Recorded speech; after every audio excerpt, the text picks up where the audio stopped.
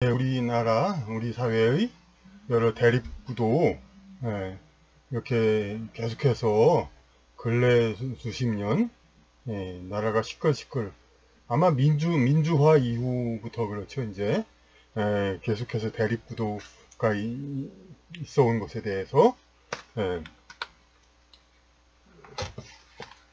여진족과 토착, 왜구 이 두 세력의 다툼에 의한 것이라고 제가 여기 다른 먼저 강의에서도 많이 얘기를 했습니다. 그러니까 이 타협 없이 서로 이렇게 한반도에서 양극단으로 이제 이념적인 양극단은 아닙니다. 타협 없이 그냥 이 한국 내에서 양극단으로 이제 대립하는 그러한 세력입니다. 그런데 이렇게 이 두 세력이 이렇게 서로 양보가 불가능하다고 그랬었죠. 이제 왜냐하면 이 중간에 이제 타협점을 찾는다는 것은 이 한민족 절대다수 정통 한민족에게 이양을 하고 자기네 권력을 뺏는 것이 잃어버리는 것이니까 그게 불가능합니다. 자기네가 권력을 가지려면 이 둘 중에 하나를 가지려면 이 둘 사이에 타협은 없습니다. 하지만 타협이 없어서 이제 한반도 대한민국을 이제 북한, 중국, 러시아 대륙 세력에다 붙이느냐, 혹은 일본, 미국 이제 해양 세력에 붙이느냐, 이걸로 이제 양보 없는 싸움을 하고 있지만은 그럼에도 불구하고 타협 이런 게 공통점이라는 게 있습니다. 물론 그것이 이제 이 나라의 안정과 평화 그걸 위한 타협은 아니죠. 그래서 이 5가지의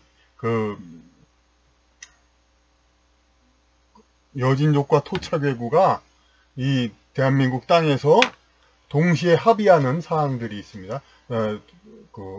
공통점, 정책적으로 추구하고 그리고 서로 간의 이해관계, 이익과 해로움 그 관계가 맞아떨어져 가지고 공통적으로 이 한국 내에서 실행되는 것이 있습니다. 그 첫째는 한국의 정체성보다 외세를 더 중시한다는 것입니다. 외세를 중시합니다. 그러니까 한국의 대한민국의 애국심 이걸 얘기를 하면은 당연히 이 한국이란 어떤 나라인가, 우리 민족은 어떤 나라인가 이것을 얘기하면서 애국심을 고취해야죠. 왜냐하면은 애국심이란 게 뭡니까? 다른 나라에 지배받지 않기 위한 거 아닙니까? 다른 나라에 지배받는다는 건 뭐가 됩니까? 다른 나라의 풍습과 다른 나라의 가치대로 따라서 살게 되는 겁니다. 그러니까 그렇게 되지 않기 위해서 우리 민족의 정체성, 우리 한국의 정체성대로 살아가는 거, 이것이 우리의 애국심의 목적인데, 이 애국심은 주장하되 정체성보다는 외세에 어느 쪽에 붙는 거, 이것을 중시합니다. 그러니까 아까 말했듯이 여진족 측은 북한, 중국, 중국, 러시아야 그냥 부수적으로 따라오는 거지만은 북한이란 쪽은 특히라도 우리 민족 이제 거기서 말하는 우리 민족이라는 거는 여기서 이제 본질적으로 말하는 민족과는 다릅니다. 왜냐하면 북한은 백두혈통 김일성 집안이 점령한 거니까 이것은 그들의 어떤 민족 정체성이지 백두산을 중심으로 한 이게 한반도 땅에서 계속 이어온 그런 중심은 아닙니다. 물론 백두산 하면 우리가 신성하게 보기 때문에 백두혈통 하면 대단하게 이게 보일 수밖에 없는데 북한 인민들은 그런데 어디까지나 백두산은 우리 전통 역사의 어떤 북쪽 끝이죠. 그런데 그리고 그쪽 함경도 지방은 고려시대까지는 우리 영토가 아니었고 또 여진족이 지배하는 곳이었고 그랬죠. 그러니까 그런 이제 북한의 왜곡된 민족관 그런 것을 따라 가지고 북쪽으로의 통일. 그러니까 어찌 보면 이제 여진족 그러니까 통일을 얘기하되 우리 요새는 그렇죠. 통일하면은 되게 뭐 친북 세력들이 하는 말 그런 걸로 이제 생각하고 있습니다. 그러니까 잘못된 거죠. 친통일이란 건 본래 우리가 정통성을 가진 그런 우리 대한민국의 중심으로 언젠간 합쳐져야 될 그걸 생각을 해야 되는데 북의 제도와 풍습에 북의 변형된 제도에 그렇게 맞추는 거죠. 오히려 북한의 한글 전용하니까 따라하고 가로쓰기라니까 따라하고 뭐 여러 가지 뭐 그러니까 이제 북한 남녀평등 하니까 그 남녀평등 물론 실제 나타나는 건 다르죠. 북한은 남녀평등에서 남녀 공동 병역하고 이제 여성들도 전부 이제 남자와 같은 일을 하도록 하는 거지만 여기 남한의 경우는 좀 다른 차원에서 굳이 설명 안 해도 그러한 남녀평등이 지금 진행되고 있죠. 하여튼 그런 식으로 이 외세에 가까워진다. 그러니까 중국, 러시아 뭐 거기 가까워지고 친해지는 걸 잘못됐다고 하는 건 아닙니다. 당연히 미국과 일본하고도 친해져야 되고 친하다기보다도 이제 원만해야 되고 북한, 러시아하고도 되도록 원만한 게 좋죠. 그런데 문제는 이제 북중러에 붙이고 이쪽 입장에서는 또 미국, 일본 이쪽은 또 원수로 보는 그런 거가 되죠. 마찬가지로 이쪽 외국 세력은 어떻게 됩니까? 우리 한민족이라고 한 게 아니라 우리 대한민국 애국은 똑같이 주장하면서 그럼 어떻게 해야 되느냐? 우리가 못하러 애국을 하느냐? 예? 못하러 우리 민족 정체성을 지키고 우리 스스로의 자주를 지키기 위해서 애국한다. 그게 아니라 우리는 미국에 붙어야 된다. 미군 철수 반대? 누가 미군 철수한다 하자고 그랬다고 자꾸 미군 철수 반대? 한미동맹 강화. 당연히 강화, 지금도 강화하는데 누가 새삼스럽게 뭐 한미동맹 강화? 그리고 무슨 전통적인 우리 뭐 산업공장은 잘못됐다. 뭐 자유민주 시장경제를 살려야 된다. 뭐 옛날 양반들 다 잘못했다. 이게 무슨 보수입니까? 보수는 그 나라의 전통적인 가치 그런 것을 살리고 그렇게 해야 보수인데. 하여튼 정체성보다 외세를 중시한다. 그러니까 자세한 아주 자세한 건 아니지만 이제 좀 설명적인 글은 여기 첨부 권리 영상에 첨부 글에 있고 여기서는 이제 간략간략한 이제 그 요약만 얘기합니다. 두 번째는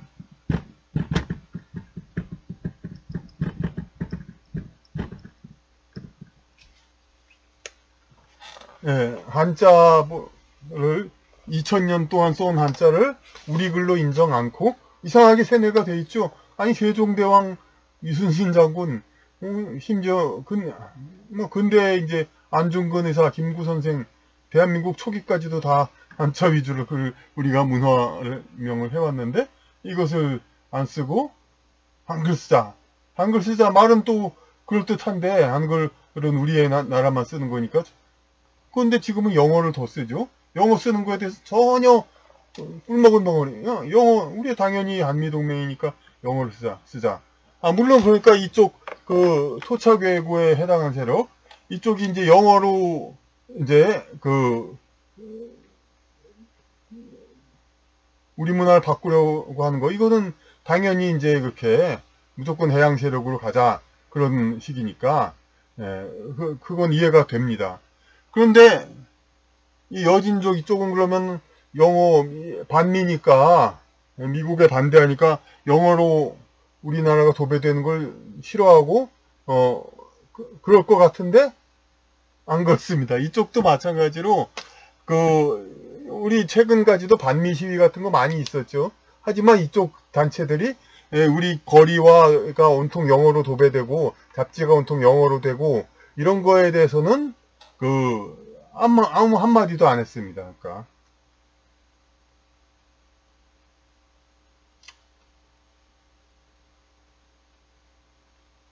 깜빡거립니다. 그래서 왜 그럼 그러느냐? 이쪽 세력은 영어로 이제 완전히 넘어가는 거 지금은 친일을 다 친미로 다 덮어 씌우고 있죠. 친일이란 왜냐하면 일본과 가까이 친하게 지내는 건 이제 일반 민중들한테 살기 편리하긴 하도 이제 권력층은 불리합니다. 일본과 우리 국민이 너무 친하게 지내면은. 왜냐면 이제 한국에서 조금 얻지 못하는 거 혹은 마음에 안 드는 게 있으면 일본에 다 가기 때문에 국민을 이제 볼모로 이렇게 다루기가 수가 없거든요. 일본하고 너무 가까워지면. 그러니까 일본은 어떻게 해서라도 이쪽 세력도 지금은 현재는 친일 세력은 없습니다. 뭔가라도 트집을 잡아서 사이를 띄려고 합니다. 이명박근혜 정권에도 다 이명박 대통령 저기 그 독도 방문해서 일본하고 틀어지게 했고, 박근혜 대통령 저기 위안부 그걸로 일본과 틀어졌고 다 그랬습니다. 그러니까 단지 이제 친미에 대해서는 이제 확실하게, 물론 이쪽도 친미는 하지만은 완전 이쪽은 아니고 이제 상대적 이제 진보 정권도 친미는 하지만 이쪽도 분명히 친미야 당연히 하죠. 그런데 친미를 한다 하더라도 그러니까 영어로 이 나라 문화를 바꾸는 거 당연하게 생각할 수가 있죠, 이쪽은. 근데 이쪽도 그런데 이렇게 반대 안 한다 이거죠. 중요한 거는. 왜냐하면은 양쪽 다 공통되는 건 전통 2000년간 내려온 전통 정신과 민족 정신이 소멸되는 건 이 두 세력한테는 공통으로 다 이득이 되기 때문에, 그렇기 때문에 그렇습니다. 그러니까 이 개념적인 의미가 있습니다. 이제 한지 한자 영어 이게 중요한 게 아니라 개념적인 이 전통적인 모든 정신, 민족 정신 그것이 소멸되어야 양쪽은 다 좋으니까. 그러니까 이 외부 세력은 친미가 하니까 당연히 영어로 바뀐 걸 좋아하겠지만 이쪽 여진족 세력도 당연히 친미를, 그러니까 반미를 활동을 하면서도 이제 이 우리나라 어차피 영어는 국제어니까 이 우리나라가 영어권으로 바뀌는 거 이거에 대해서는 반대를 안 씁니다. 그런 특이한 현상이 있습니다. 그 다음에는 또 어떤 특징이 있냐면은 이미 이제 그런 말씀은 드렸죠. 여진족과 토착외구 세력이 왜 조선시대 때는 우리나라 하층 계급이었지만은 어차피 인간의 그거는 윤회는 돌고 도는 거기 때문에 한번 낮아졌다 높아지고 양지가 음지되고 음지가 양지되니까 지금은 운세가 올라가지고 오히려 권력층에 더 상대적으로 많이 포진해 있다고. 그러니까 그 영향이 이미 이 1번, 2번도 다 이제 정치적으로 영향력을 미치고 있고, 3번은 뭐냐면은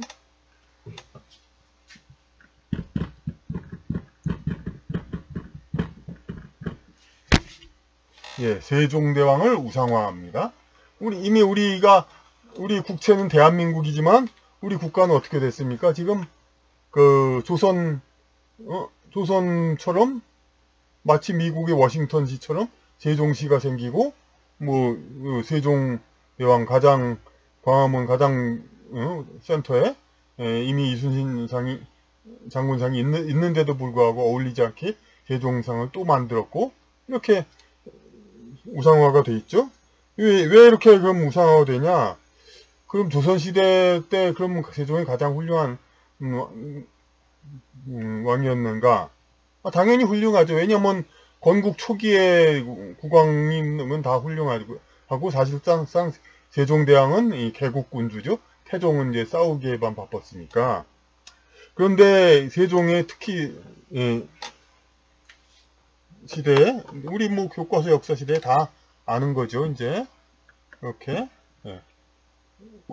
고려 시대에서 올라와 가지고 요 함경도 그쪽에 영토를 다 우리나라로, 지금 압록강과 두만강을 경계로 하는 우리 땅 그때 다 이제 정해졌다고 그랬죠. 그러니까 그때 정해지면서 저 혼자 한 얘기가 아니라 역사상에도 있고, 얼마 전 몇 년 전에는 대왕세종이라는 드라마로도 나왔죠. 그래서 거기서 이제 여진족을 우리 민족으로 합병하는데 고루한 양반들은 반대했지만 여진족을 합병했다. 그러니까 여진족을 세종이 대거 받아들였어. 마치 링컨의 노예 해방처럼 그 전까지는 2등 국민으로 간주되었던 그러한 여진족을 우리 국민으로, 그리고 마찬가지로 대마도 정벌 그런 관계 있는지는 모르지만 하여튼 외구가 남해안에 이제 자꾸 출몰하죠. 도망가니까 나타났다 도망가는 걸 출몰이라고 합니다. 요새 그냥 단지 나타났다는 걸 출몰이라고 하는 그런 사람들도 많이 있는데 남해안에 외구가 많이 출몰하고 출현하고 그랬습니다. 그들은 왜냐하면은 먹고 살려고 당시는 한반도 땅이 더 풍요로웠겠죠. 이제 풍요로웠으니까 그리고 또 그들 외구들은 일본 내에서도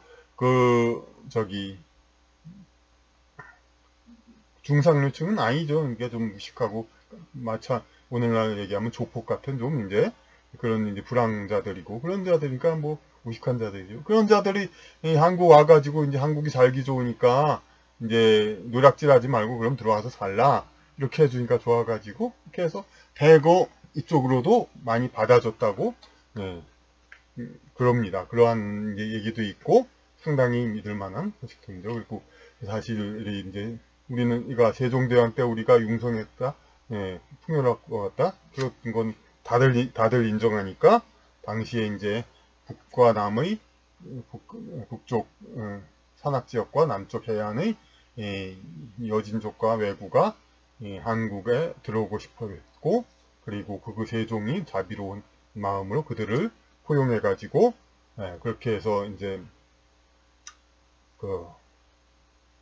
마침내 그들도 우리 백성이 된 것이죠.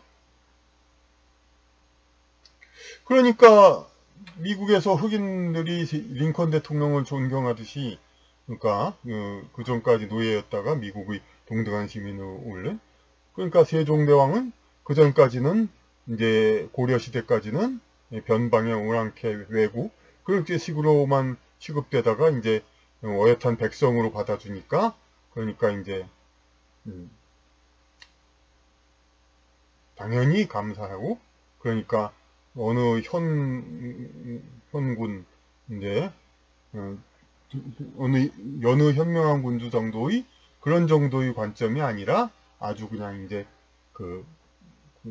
숭배하고 자기들 그들 세종대왕 아니었으면 대한민국 이제 백성이 불가능했을 테니까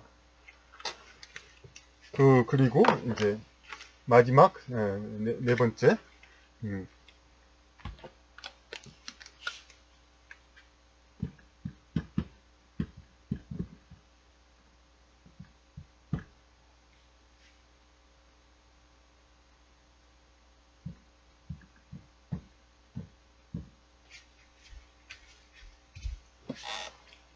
그러니까 이렇게 거듭 얘기했듯이 이제 이 나라를 해양에 붙이느냐 대륙에 붙이느냐로 아주 그냥 타협 없는 이제 싸움을 합니다. 하지만 이렇게 이쪽이 이제 정권을 잡았다가 이제 군사 쿠데타 그런 식으로 그러다가 이쪽이 정권 잡고 서로 간에 그냥 진영 논리 이렇게 해서 그냥 이념 정책 대결도 아니고 그냥 상대방을 적으로 생각하고 그냥 무조건 뭐 도덕성이야 다 도토리 키재기 그렇지 정치인들이 착해봐야 얼마나 착합니다. 그런데 그걸 가지고 서로 싸우기죠. 흠잡으려고만 하고 그래서